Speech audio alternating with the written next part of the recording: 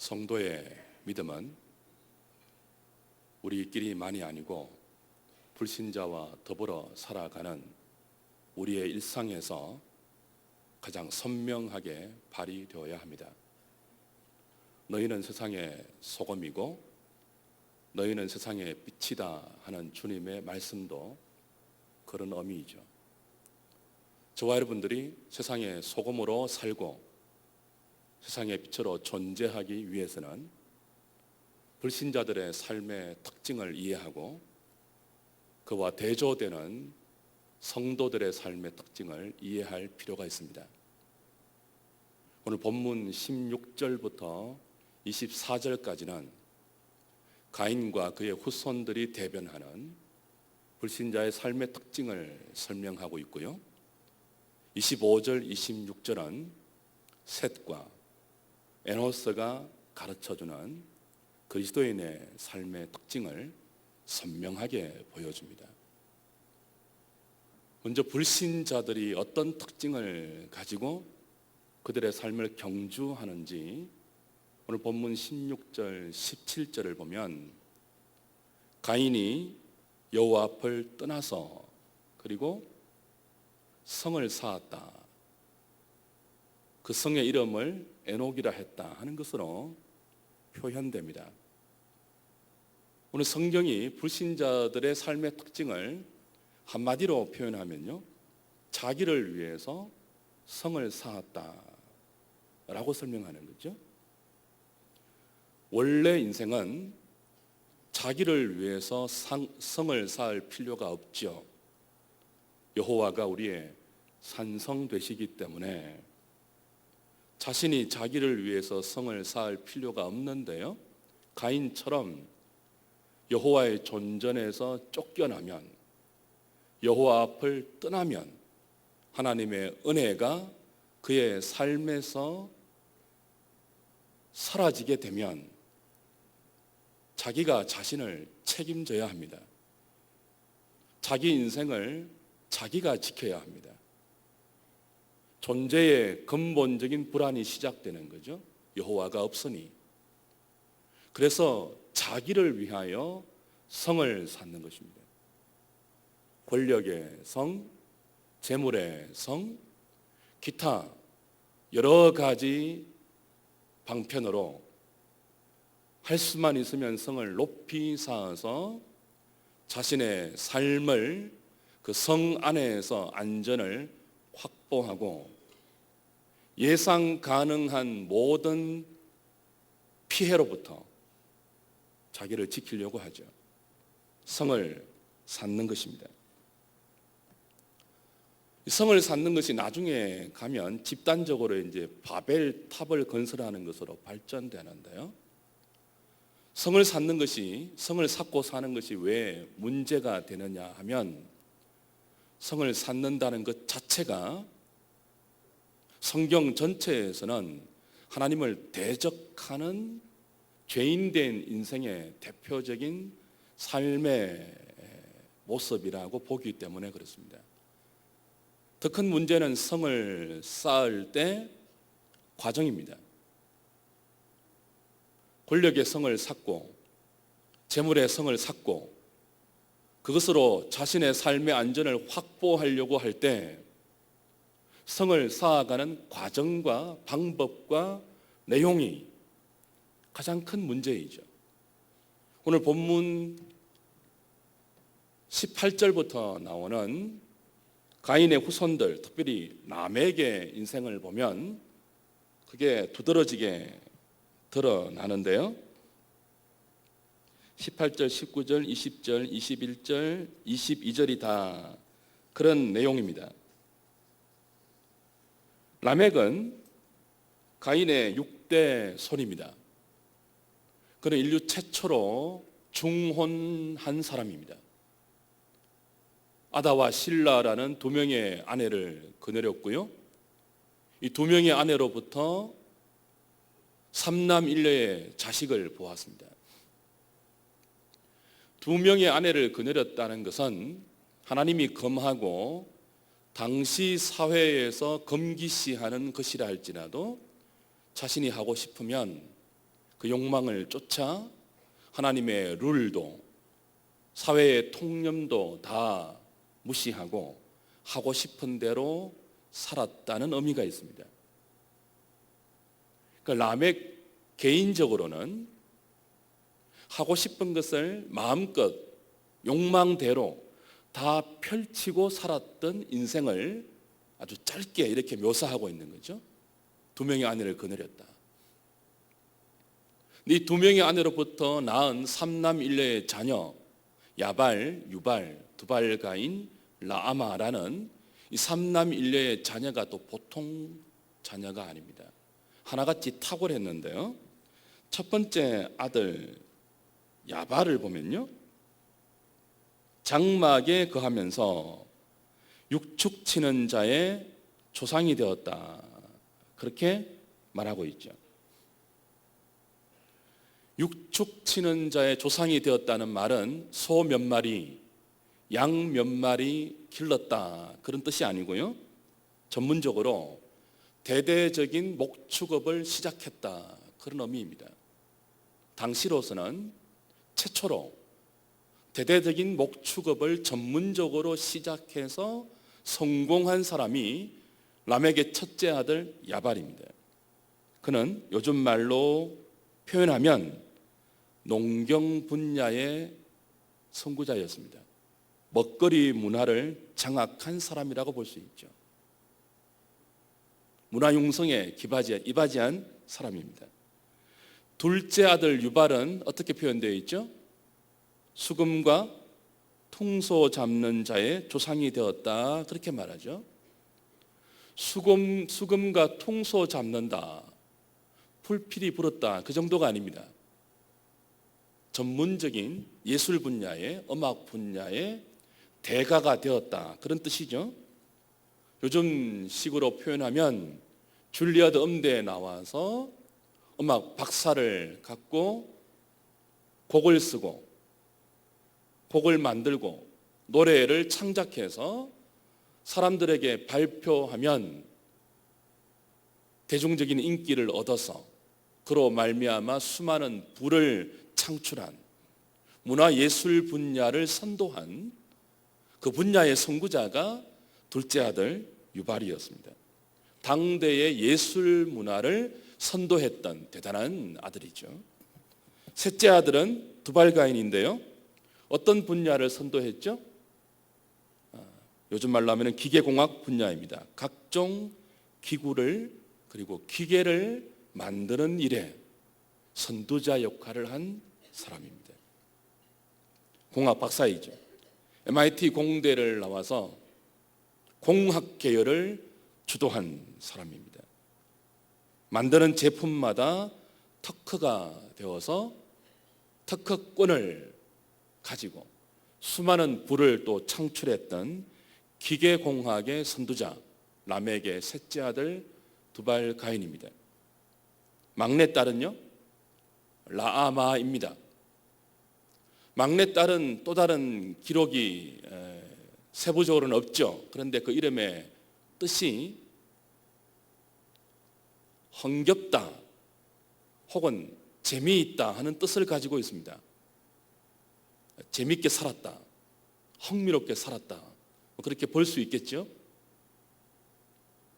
라멕이 자기 자신은 두 명의 아내를 거느렸고요, 삼남일녀의 자녀가 하나도 빠짐없이 보란듯이 자기 분야에서 가장 탁월한 성공을 거둔, 소위 말하면 자식 농사에 성공한 사람이 라멕입니다.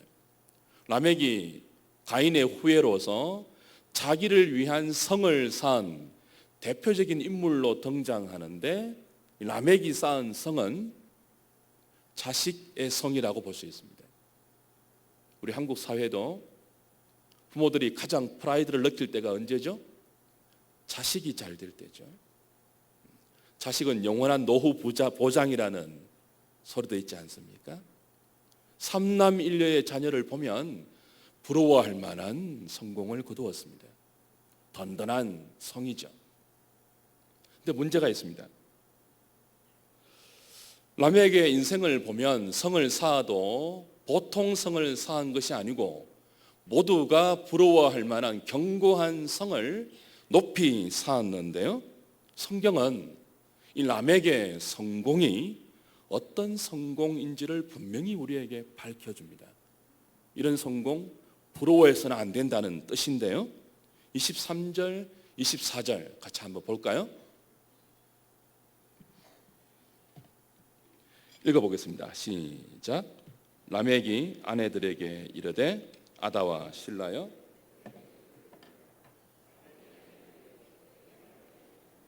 나의 상처로 말미암아 내가 사람을 죽였고 나의 상함으로 말미암아 소년을 죽였도다.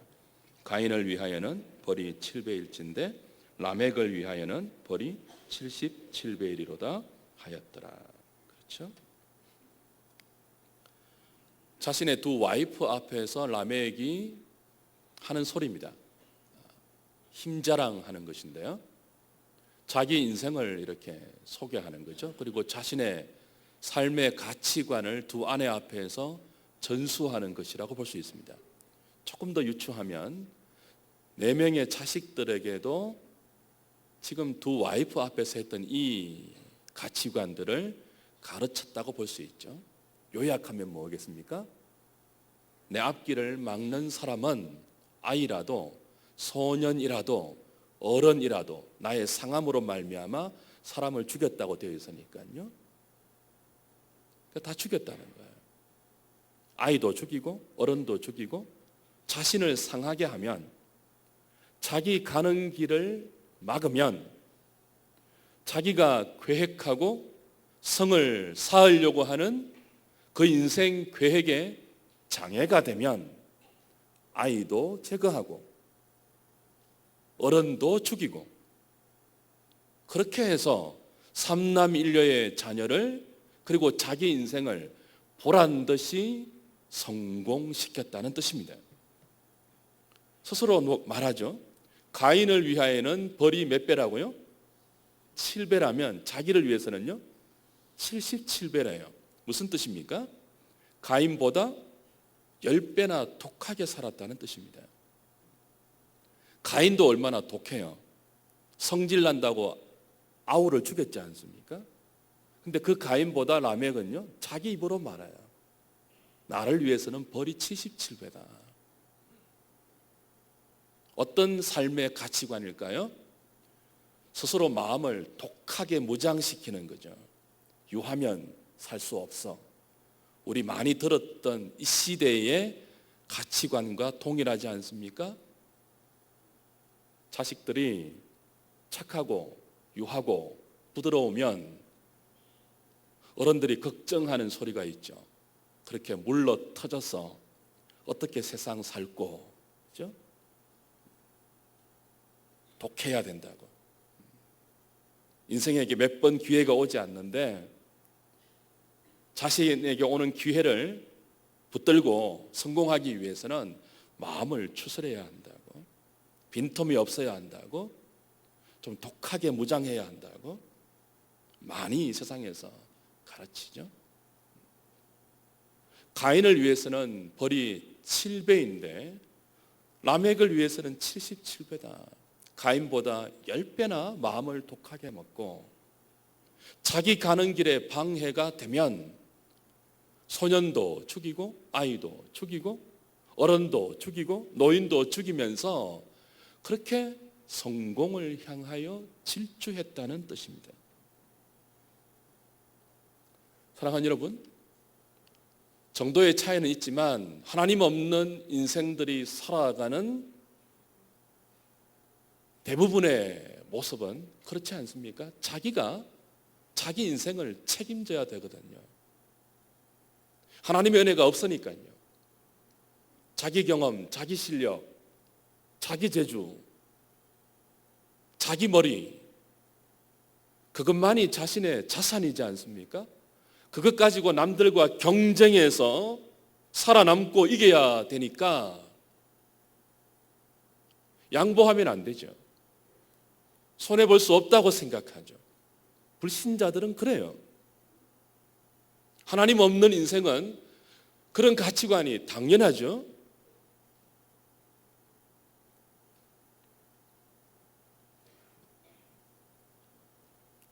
그렇게 해서 라멕은 수많은 사람들의 눈에 피눈물을 흘리게 만들고 수많은 사람들의 마음을 아프게 하고 다치게 하고 괴롭게 하고 힘들게 하고 어렵게 하면서 성공 인생을 구가했습니다. 23절과 24절을 여러분 성경을 보시면요, 안으로 좀 이렇게 들여서기가 되어 있을 것입니다. 그죠? 안으로 들여서기 되어 있다는 것은요, 인용구가 아니고 이 부분이 시나 노래다 하는 뜻입니다. 그래서 신학자들은 23절, 24절을 라멕의 노래라고 부릅니다. 이 라멕의 노래의 핵심이 사람을 죽인 것이거든요. 칼로 죽인 것이란 말이죠. 그래서 칼의 노래라고 부릅니다. 그러니까 라멕의 성공은 모든 사람들이 부러워할 만한 뛰어난 성공이었지만 칼의 노래를 부르면서 거둔 성공이에요. 칼을 휘두르면서 거둔 성공이라는 뜻이죠. 그래서 이 라멕의 성공은 뒤이어 나오는 창세기 5장 아담의 족보에 가인과 그의 후손들 라멕의 이 리스트가 올라가지 않죠. 창세기 5장의 족보는요, 누가복음 3장 23절 이후에 나오는 예수님의 족보와 정확히 역순으로 연결되는 그런 족보입니다. 예수님의 족보와 연결되니까 구원의 족보이죠. 생명의 족보이죠. 비록 창세기 5장이 죽었더라로 연결되지만 그러나 그 죽음 속에서도 예수 그리스도로 말미암는 생명의 결론이 창세기 5장의 족보입니다. 이 창세기 5장의 족보에 셋과 에노스의 이름은 들어 있습니다. 그런데 가인과 라멕 계열들은 이름이 들어 있지 않아요. 어떤 뜻이죠? 구원받지 못한다는 뜻이죠. 그러니까 라멕의 성공은 기가 막힌 자식의 성을 쌓으면서 모든 사람이 부러워할 만한 인생의 업적도 남기고요, 부러워할 만한 그런 성공을 거두었지만 그 성공은 악한 성공이었고 칼의 노래 휘두르면서 거둔 잘못된 성공이었고 나아가서 지옥의 성공이라는 뜻입니다. 지옥의 성공. 오늘도 수많은 사람들이 자신이 꿈꾸는 성공 신화가 그 종착점이 지옥인 줄 모르고 아침부터 저녁까지 성공을 위하여 자기 마음을 독하게 무장시켜서 질주하고 있죠. 재물의 성을 쌓기 위해서, 권력의 성을 쌓기 위해서, 건강의 성을 쌓기 위해서, 인기의 성을 쌓아서 그것으로 자기의 삶의 안전을 확보하고 누구도 자기를 건드리지 못하도록 칼의 노래 부르면서 달려가고 있습니다. 주 안에 사랑하는 여러분, 불신자들이 이렇게 살아간다면 이런 불신자와 더불어서 소금으로 존재하고 이들과 더불어 우리의 일상을 살아내면서 그들 속에서 빛으로 존재해야 하는 성도의 삶, 저와 여러분들의 삶의 특징은 무엇일까요? 25절, 26절에 나오는 셋과 그의 아들 에노스의 삶이 우리에게 가르쳐주죠. 25절, 26절 보십시오. 같이 읽겠습니다. 시작. 아담이 다시 자기 아내와 동침하매 그가 아들을 낳아 그의 이름을 셋이라 하였으니 이는 하나님이 내게 가인이 죽인 아벨 대신에 다른 씨를 주셨다 함이며 셋도 아들을 낳고 그 이름을 에노스라 하였으며 그때의 사람들이 비로소 여호와 이름을 불렀더라. 그렇죠? 하나님이 가인에게 맞아 죽은 아벨 대신 셋을 주셨습니다. 그리고 셋의 아들 에노스가 여호와의 이름을 불렀다. 그렇게 기록하고 있죠. 그 불신자들에 비해서 가인과 그의 후손들의 삶의 특징에 비해서 셋과 에노스의 삶의 특징은 거의 분량이 적어요. 그리고 한마디밖에 없습니다. 뭐가 있죠? 여호와의 이름을 불렀더라. 굉장히 간단해요. 그 셋과 에노스의 주변에 가인의 후손들이, 라멕으로 대표되는 가인의 후손들이 칼의 노래 부르면서 마음을 독하게 무장하여 자신의 성을 쌓기 위하여, 성공 신화를 이루기 위하여 수단 방법 가리지 아니하고 사람을 죽여가면서 경쟁에 이기기 위하여 이렇게 높이 더 높이 그 인생을 지금 달려가고 있지 않습니까? 근데 그들과 더불어 살아가는 성도들 셋과 에노스는 여호와 이름을 불렀다, 그거밖에 없다고요. 뭐 성공했다 그런 기록이 없어요. 화려하고 사람들이 부러워할 만한 그런 기록들이 없다고요. 단지 뭐만 있다고요? 여호와의 이름을 불렀다. 이건 창세기의 관용어구입니다. 아브라함과 이삭과 야곱의 삶을 여러분이 잘 보시면 그들의 삶의 여정마다 하나님을 경험하고 하나님 앞에 제단을 쌓을 때 꼭 따라 나오는 표현이 있습니다. 뭐죠? 여호와의 이름을 불렀다 하는 거예요. 창세기의 관용어구로 공식적인 예배, 공개적인 기도, 뭐 그런 뜻입니다. 여호와 이름을 불렀더라 할 때 불렀더라는 카라라는 히브리 단어인데요, 소리내어 호소하다, 소리내어 부르짖다, 그런 뜻을 갖고 있습니다. 근데 이게 공식적인 예배의 의미를 갖고 있거든요. 주변에 수많은 사람들이 자기를 위하여 성을 쌓고 그 성으로 자기 삶의 안전을 확보하기 위하여 칼의 노래 부르면서 독하게 이렇게 살아가는 그 반면에 성도들은 하나님께, 하나님, 내가 아무리 생각해도 저 사람들처럼 사는 것은 정상이 아닌 것을 알겠습니다. 어떻게 내 계획에 방해가 된다고 아이를 죽일 수 있습니까? 소년과 어른을 죽일 수 있습니까? 어떻게 마음대로 칼을 휘두를 수 있습니까? 어떻게 두 명의 와이프 거느리고 싶다고 빼앗아올 수 있습니까? 어떻게 자식을 보란 듯이 성공시키기 위하여 다른 사람의 눈에 피눈물을 흘리게 할 수 있습니까? 성도들이 그렇게 살고 싶어도 못 살아요. 사실은 성도라면은, 성령이 그 안에 거하는 성도라면은 한 번쯤 그들의 삶에 영향을 받아서 나도 한번 저렇게 독하게 살아볼까? 그렇게 굳게 결심을 해도 우린 그렇게 못 사는 존재라고요. 우리 안에 누가 계시기 때문에요? 성령님이 계시기 때문에 그런 삶을 고집할 수 없다고요. 그래서 하나님께 부르짖죠. 가라, 호소하죠. 나는 저렇게는 못 살겠으니 하나님 도와주십시오. 하나님이 나의 성이 되어 주십시오. 나의 방패와 울타리와 반석이 되어 주십시오. 내가 칼을 휘두르지 않아도 하나님이 나를 보호해 주십시오. 내 가는 길을 열어주시고 보여주십시오. 그때 주의 백성들은 여호와의 이름을 부릅니다. 이게 나중에 바울이 신약 성경 로마서 10장 13절에 가면 이렇게 인용해요. 누구든지 주의 이름을 부르는 자는 무엇을 얻는다고요? 구원을 얻으리라. 그 앞에 문맥에는 믿음의 문맥이 나옵니다.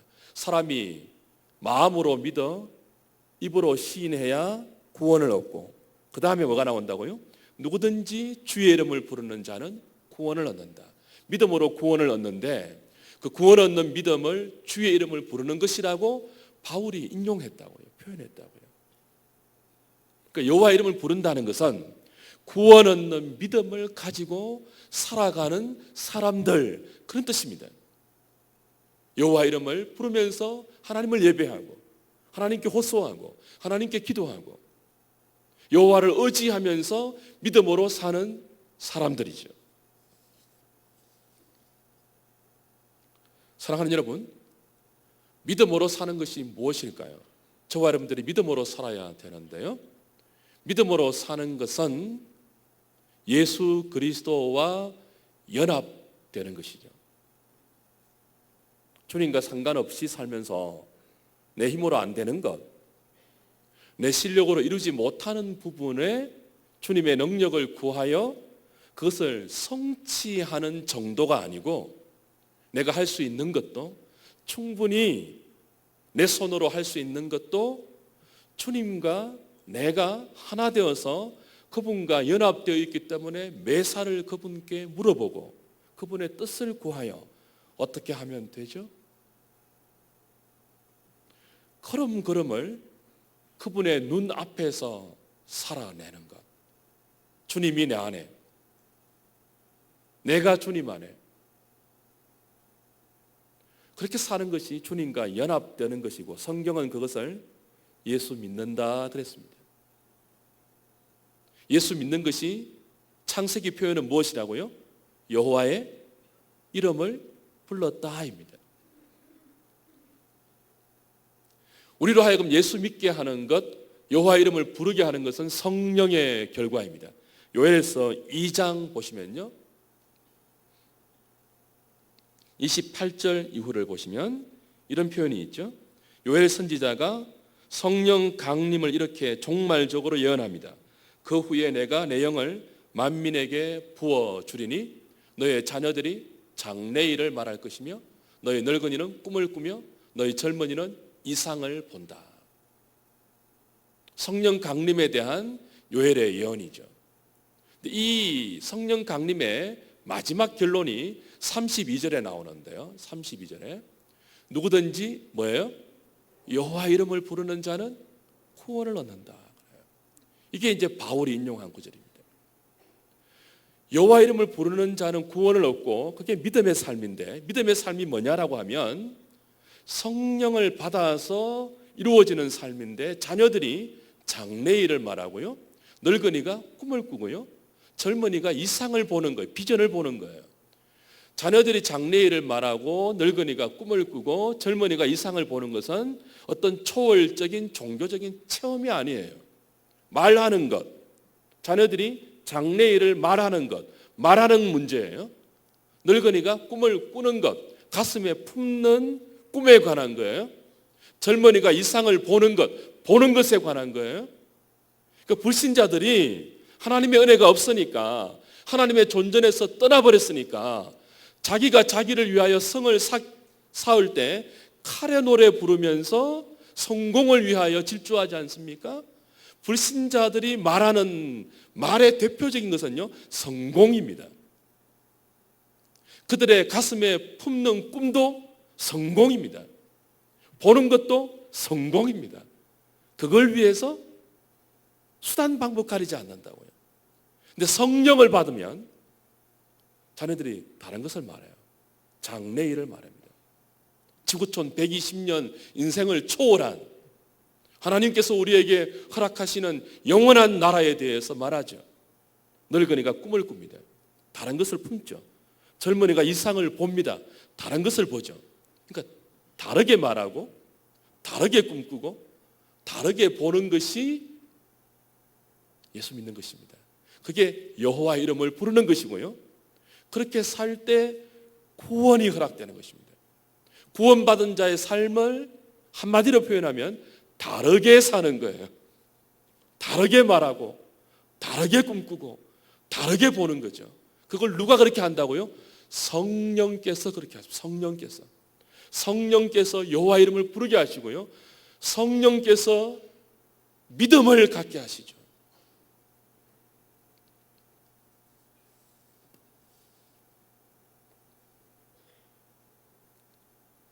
사랑하는 여러분, 그렇다면 성령께서 저와 여러분에게 믿음을 주셨고 여호와 이름을 부르게 하셨다면 저와 여러분들이 불신자와 더불어 살아가는 일상 속에서 그들이 칼의 노래 부를 때 우리는 어떤 노래 불러야 할까요?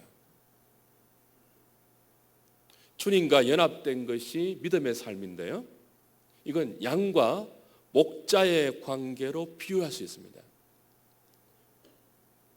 양은 목자의 음성을 알죠.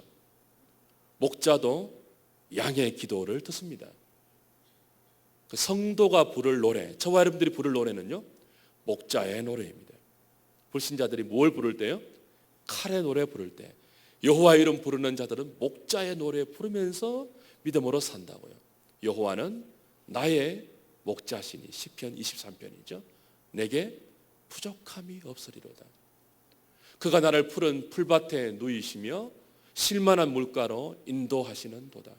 내 영혼을 소생시키시고 자기 이름을 위하여 의의 길로 인도하시는 도다. 내가 사망의 음침한 골짜기로 다닐지라도 데미지, 해를 두려워하지 않을 것은 주께서 나와 함께 하심이라. 주의 지팡이와 막대기가 나를 안위하시나이다. 주께서 내 원수의 목전에서 내게 테이블, 상을 차려주시고 기름을 내 머리에 부으셨으니 내 잔이 넘치나이다. 내 평생의 선하심과 인자하심이 반드시 나를 따르리니 내가 여호와의 집에 영원히 살리로다.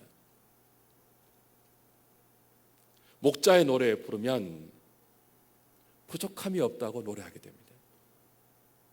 여러분, 다윗이 시편 23편을 지었을 때 궁궐에서 지었겠습니까? 광야에서 지었겠습니까? 광야입니다.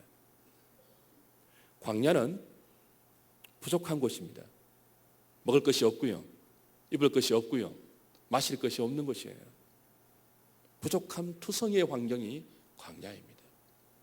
여러분 지금 광야 같은 신앙생활 하고 계시죠? 그런데 광야에서도요, 목자의 노래 부르면요, 여호와를 목자로 삼고 살아가면요, 부족함이 없다고 노래할 수 있습니다.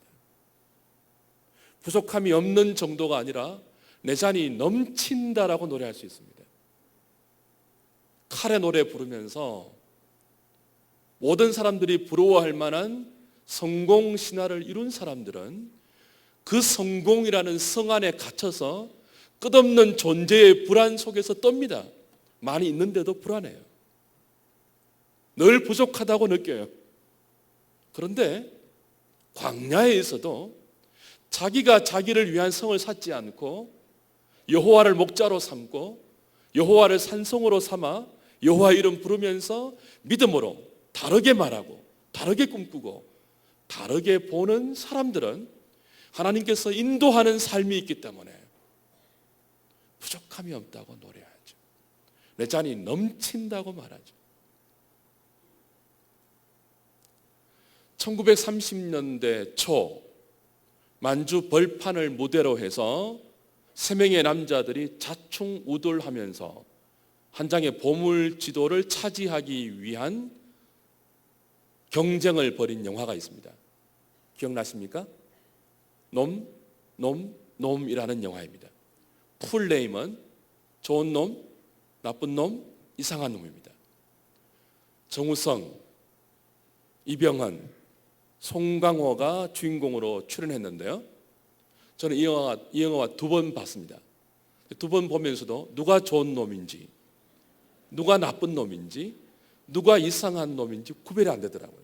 여러분 아시겠습니까? 각각 그 캐릭터를 달고 나오는데 이 영화의 메시지가 아마 그것 같아요. 보물 앞에서는 좋음, 나쁨, 이상함의 경계가 다 무너지죠. 보물을 차지하는 것이 최고죠. 여러분 이 시대가 그렇지 않습니까? 아무리 착해도, 아무리 발라도, 아무리 정의로워도 성공하지 못하면 무능함 취급받죠.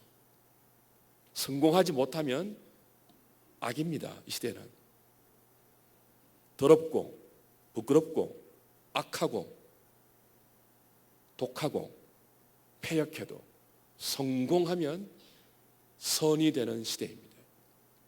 그래서 사람들이 세상이 부추기는 성공 신화를 자기의 스토리로 만들기 위하여 라멕처럼 칼을 휘두르죠. 칼의 노래 부르죠. 좋음, 나쁨, 이상함의 경계를 다 무너뜨리고 성공을 위하여 질주합니다. 교인들도 그렇게 살면, 교회도 그렇게 되면 우리는 세상의 소금이 아니고, 세상의 빛이 아니고, 세상 속의 교회가 아니고 교회 안에 세상이 들어오는 거죠. 수단 방법 가리지 않고 성장하려고 하고, 수단 방법 가리지 않고 남들보다 앞서가려고 하면 우리도 칼의 노래 부를 수 있는데요, 성경은 그렇게 하지 말라고 하십니다. 너희들이 부를 노래는 따로 있다고 하십니다. 어떤 노래이죠? 목자의 노래입니다. 사랑하는 여러분, 조금 늦게 가도, 조금 힘들어도, 조금 뒤처지는 것처럼 보여도, 조금 억울해 보여도 목자의 노래 부릅시다. 하나님께서 부족함이 없다는 고백을 저와 여러분들의 입술과 마음에 주실 것입니다. 부족함이 없는 정도가 아니고요, 잔이 넘치도록 하실 것입니다. 이 광야를 목자의 노래 부르면서 잘 헤쳐나가십시오. 그리고 승리하십시오. 기도하시겠습니다.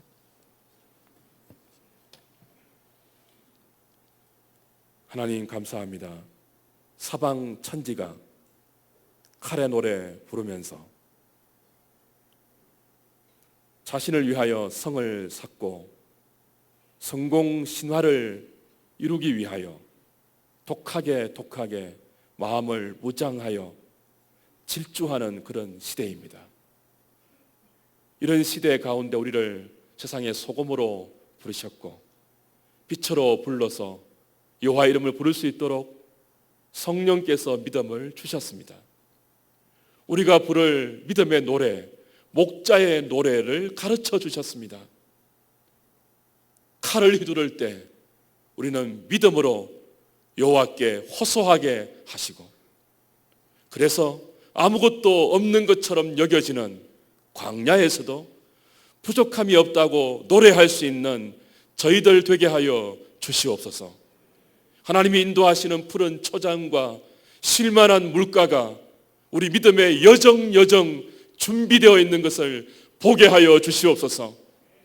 다른 것을 말하게 하시고, 다른 것을 꿈꾸게 하시고, 다른 것을 보게 하신 그대로 한 걸음씩 믿음으로 나아갈 때 내 잔이 넘친다는 노래가 우리의 노래가 되게 하여 주시옵소서. 예수님의 이름으로 기도하옵나이다. 아멘.